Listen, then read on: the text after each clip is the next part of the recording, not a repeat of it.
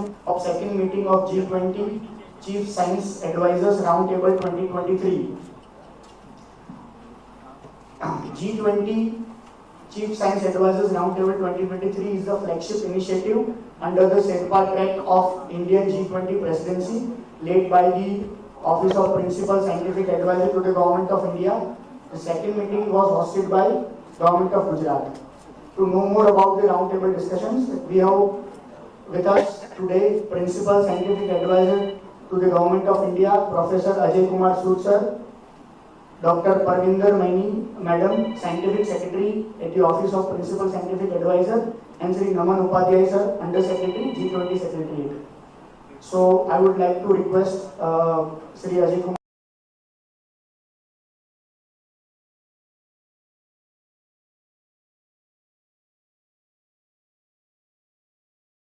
sir.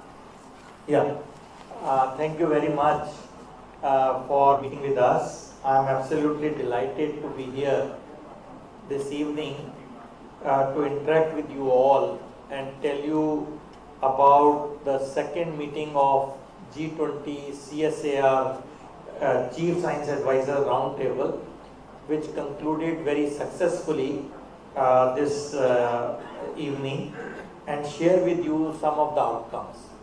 But before I go to that, let me say how exciting this last few days have been. You have all seen India celebrating the historic feat of Chandrayaan-3 landing on the south pole of the moon, and we have seen the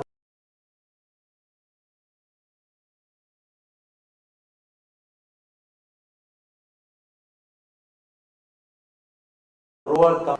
This indeed is a very historic moment for all of us to be proud of.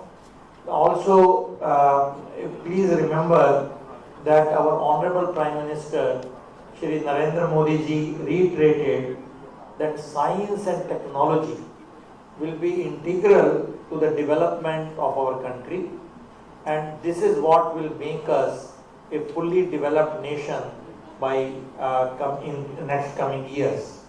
We are committed to showcase the same spirit what our Honorable Prime Minister said toward fostering the sustained development of science advisors globally, engagement of science advisors. So in that context, this G20 Chief Science Advisor Roundtable was a very significant step which was added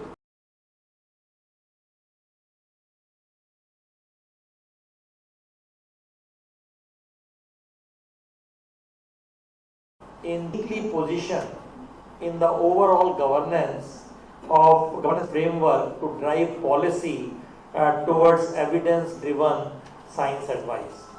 So this is a very new mechanism which we have nucleated, and we are very hopeful and convinced that the next presidency of Brazil will take it forward and then pass on the baton to South Africa. So in this roundtable, I'll briefly mention the three very important themes which were discussed. One is leveraging opportunities in One Health for better disease prevention, control, and pandemic preparedness. And you know what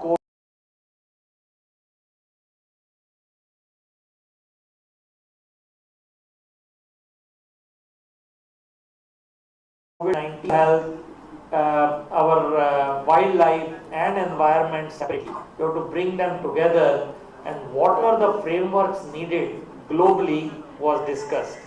Second, synergizing global efforts to expand access to scholarly scientific knowledge.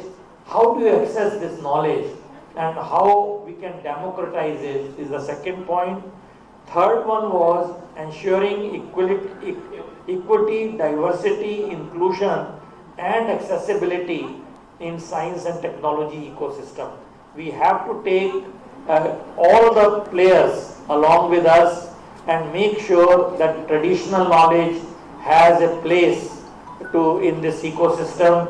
multilingual engagement, and so on. Very important themes.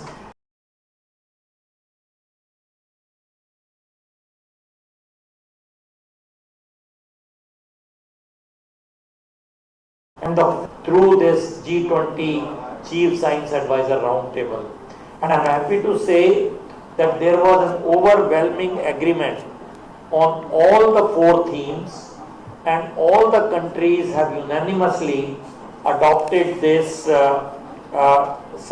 it is called outcome statement, outcome document and chief chair summary. So this is the name of the document which will be released in subsequent time. So happy that the next presidency of Brazil, we are very hopeful that they will take it up and move forward. So with this, let me close my opening remarks, and if I'll invite Dr.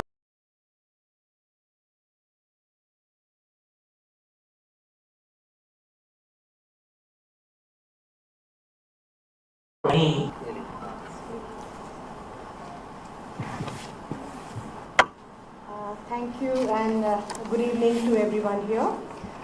Professor Sood, the Principal Scientific Advisor to Government of India, who was chairing this Chief Science Advisors Roundtable under India's G20 presidency, has actually briefed you about all the topics that we discussed during this roundtable. And they were, of course, as he has already elaborated, that the crucial role the global chief science advisors and the equivalents actually play in bridging the gap between science and policy. And as you all will also acknowledge that the G20 nations together, they are the largest scientific contribution and responsible for generating around 85% of the world's scientific knowledge. So this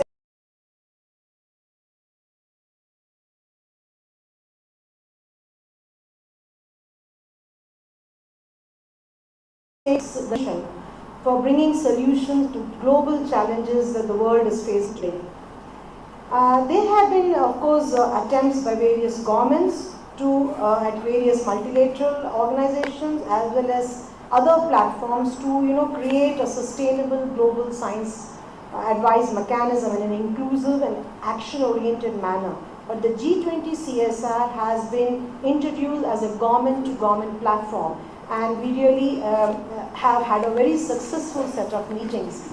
And we had several meetings, including several international, intersessional meetings, several multilateral and bilateral engagements with various G20 member countries and the invitee countries to actually come to a consensus. And all the 4 topics, as Professor Sood has also elucidated, these 4 topics were well discussed.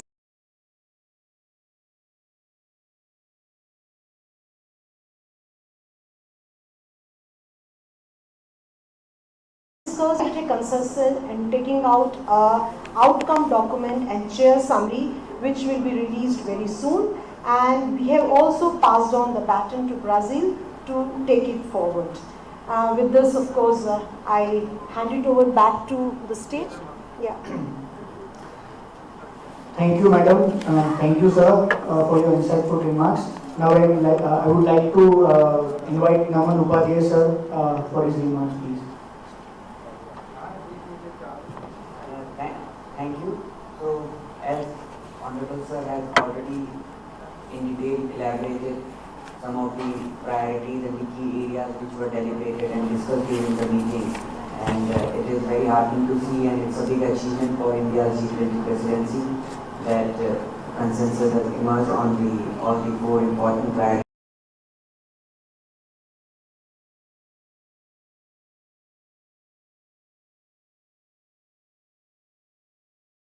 It is first time in India's G20 presidency that G20-CSAR has come out as a platform to discuss the science advice and come up with a kind of an institutional mechanism to discuss and collaborate and cooperate with G20 member countries, invited countries and other international organizations to deliberate on these important topics.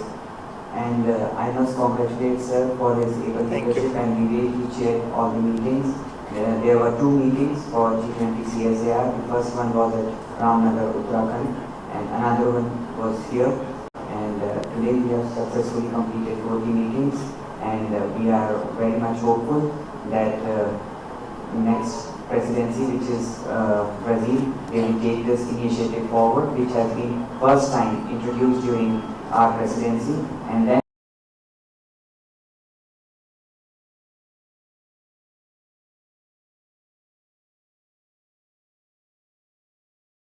from their mechanism gets institutionalized, and it can be taken forward.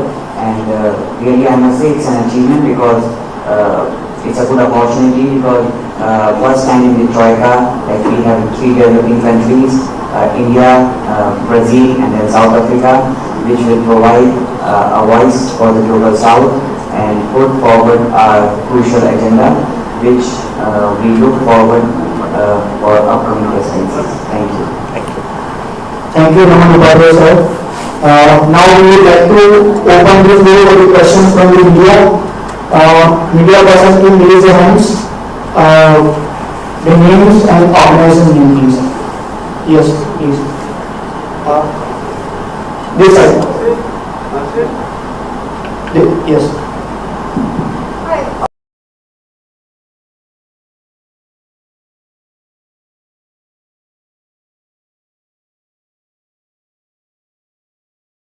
And universal access to appropriately, publicly funded solid scientific knowledge. So in this regard, I want to check with you, has there been a discussion on the copyright laws? Because something that we saw was with Sci-Hub and the Delhi High Court matter, where ultimately Delhi High Court kind of closed it. So over there, it becomes crucial that copyright also figures in the discussion. So was that part of the agenda? A very good question actually. You know, Science Hub has been there for a while, and many people have benefited, so-called benefited and so on. So those issues were not discussed. Our goal is, without Science Hub, can we achieve the same thing? Access to science.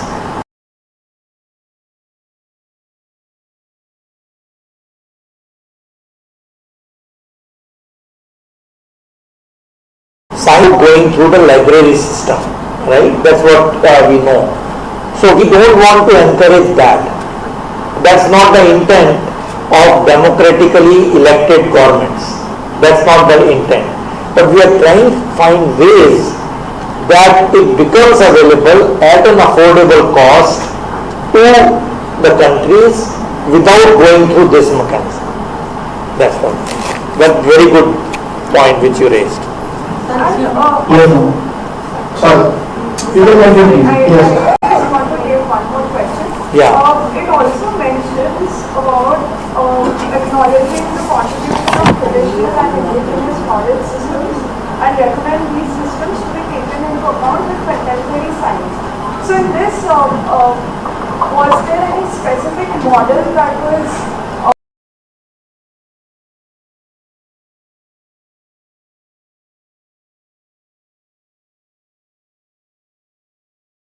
What is important is to bring the traditional knowledge in the framework of with other science, of course based on evidence driven evaluations and so on. So a specific model is not discussed, but idea is not to look at the traditional knowledge with a biased view. That's the intent.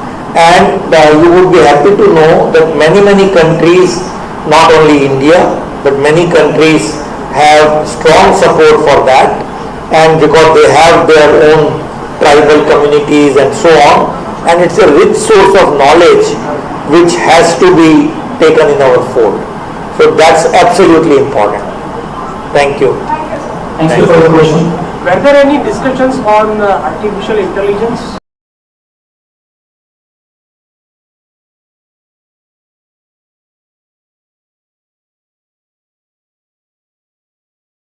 Intelligence as such is not indicated, but it is there if you look at the One Health. In One Health, when you are looking at disease modeling cannot be done without AI.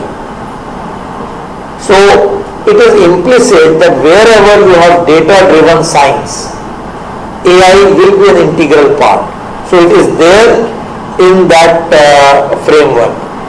Now, chair summary has come because of geopolitical reasoning and a statement which is there in many G20 this thing, but otherwise there was a complete agreement on the other parts. That's the reason. Sir, when is the Nandita Dagar DD News and DD India? Sir, when is the outcome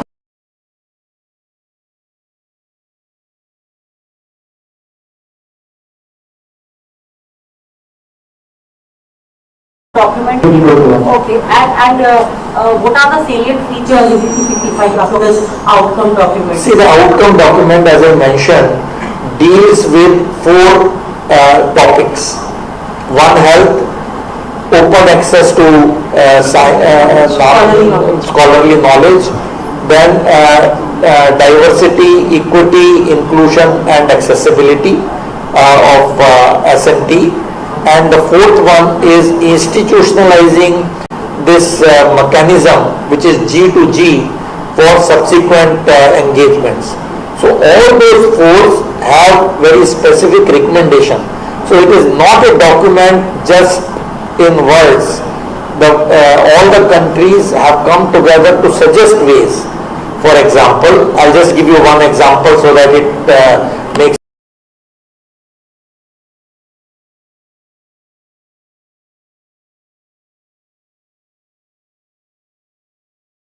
importantly due to COVID. So now there is no strict boundary between human health, animal health and environment. There is no strict boundary because diseases are crisscrossing, right? So the idea is how to deal with it.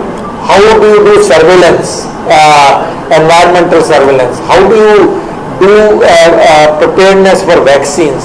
How do you do preparedness for other features of pandemic handling? So all these things have been discussed. Sir, one more question subsequent to your, because this pandemic which recently struck began in this lab in Wuhan in China. How have the countries devised mechanisms to actually not allow these kind of accidental or deliberate leaking of these biological engineered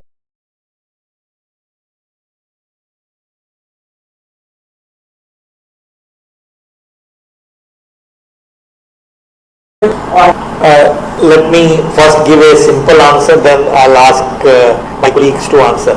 These specific things have not been discussed, and this is not the forum for that. So the idea is how to avoid the future pandemics. That is the whole concept. We are not post-marketing what has happened so far. So that is not the intent of this forum. You want to add anything? You have already. That's it? Okay. Thank you. Next question, yes ma'am. Sir, can you please elaborate on the fourth priority is creating an inclusive, continuous and action-oriented global science. I'll ask Dr. Mani. Can you please elaborate on that? Yes. The second question is how this meeting will benefit India? Very good questions. Dr. Mani. So, as has been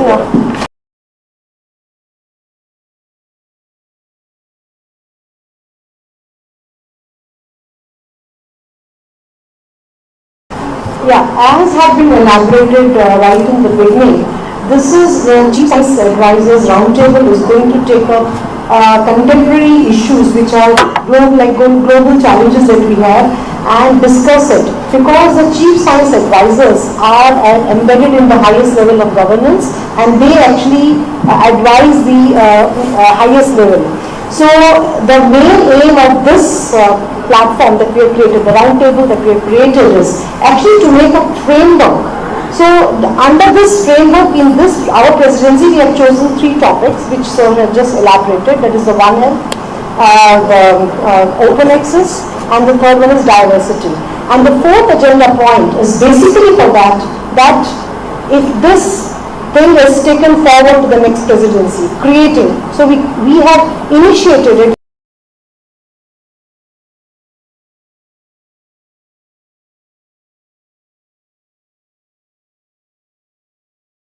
And I will discuss here under One Health or scholarly knowledge or also in the diversity, how it can be converted into action, and that is why the word comes action oriented.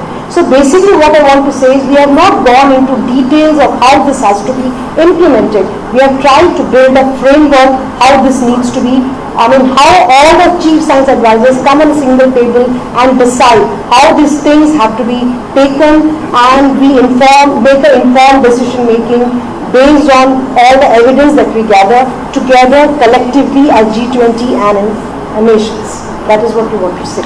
Thank I you. think just to add to Dr. Mani, this was informally happening. For example, in COVID-19 times, there was an informal discussion among chief science advisors because things were moving very fast. The way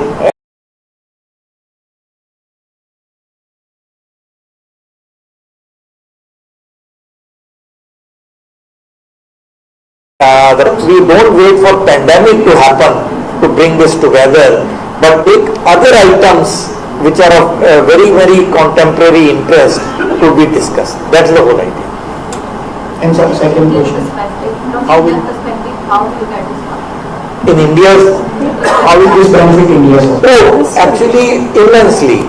See, the point you have to realize, all the topics which have been converged upon were out of consensus. All the G20 nations, including India proposed the themes. India proposed few themes, out of which 3 themes and 4th one is to take forward were taken. And that is the dialogue Dr. Mani carried forward. All these themes have intense interest of India.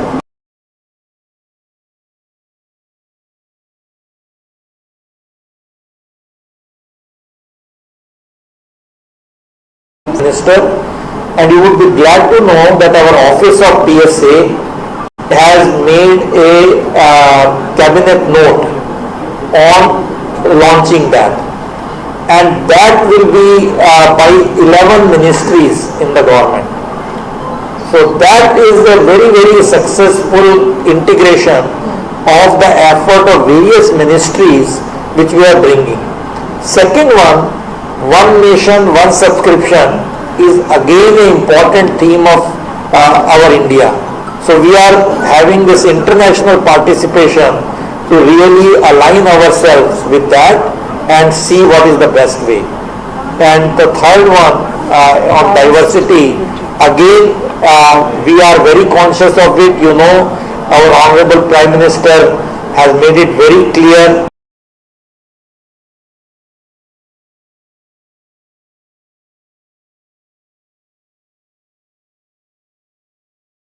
that, and as you know that he had called this Nari Shakti and various things. So this is all taking the agenda completely aligns with India's perspective. So I will just add one thing.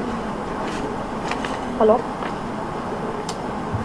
I'll just add one thing. Whatever the global challenges are trans-boundary issues, they are across boundaries, multi-sectoral. So anything that we take up today, it is not confined to a country. It is collective. And anything, whether it's a net zero emissions, or you take food, water, energy security, or you take the pandemic. So it's not one nation that benefits from this global science advice, it's all nations, even other than the G20 nations. So that is how India is going to win. Yeah. And already Sir and Ma'am has pointed out how it will benefit India.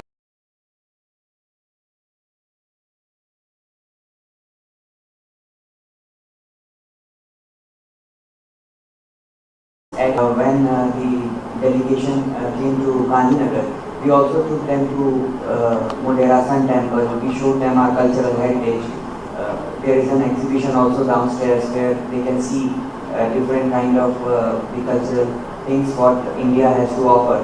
So apart from just the hardcore science which we are deliberating and discussing upon, we are also trying to promote our tourism, our culture to not only one country but we can say that G20 member nations along with invited and the guest countries and the international organizations. So it has a multiplier effect and a spillover effect on our cultural and the tourism aspects as well. And in that context, I must say that yesterday's evening program in the Sun Temple in Modera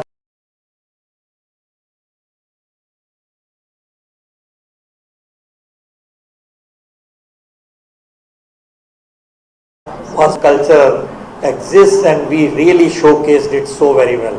We were very proud to see Honorable Chief Minister was there with his team, and it was very, very enlightening to see this vibrant culture of India in Gujarat in particular, which came to forefront.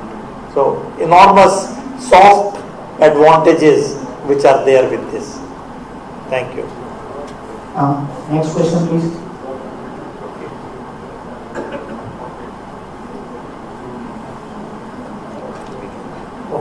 Yes. Thank you, Professor Sood, Dr. Maini, and Upadhyay sir, for sharing valuable insights into the goals and objectives of the G20-CSAR meeting. G20-CSAR platform will pave way for creating a mechanism for inclusive and action-oriented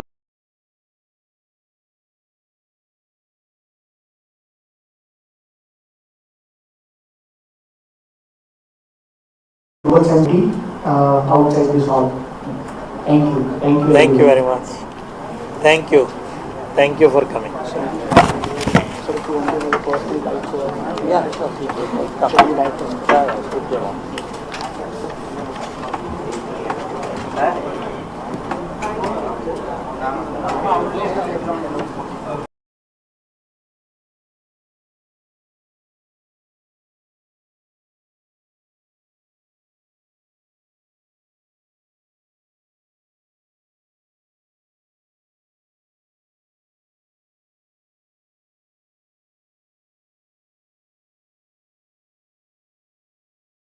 સહકારી સંસ્થાઓ એ village level હોય કે district level હોય કે મોટી સહકારી સંસ્થાઓ હોય, બધી સહકારી સંસ્થાઓને અમે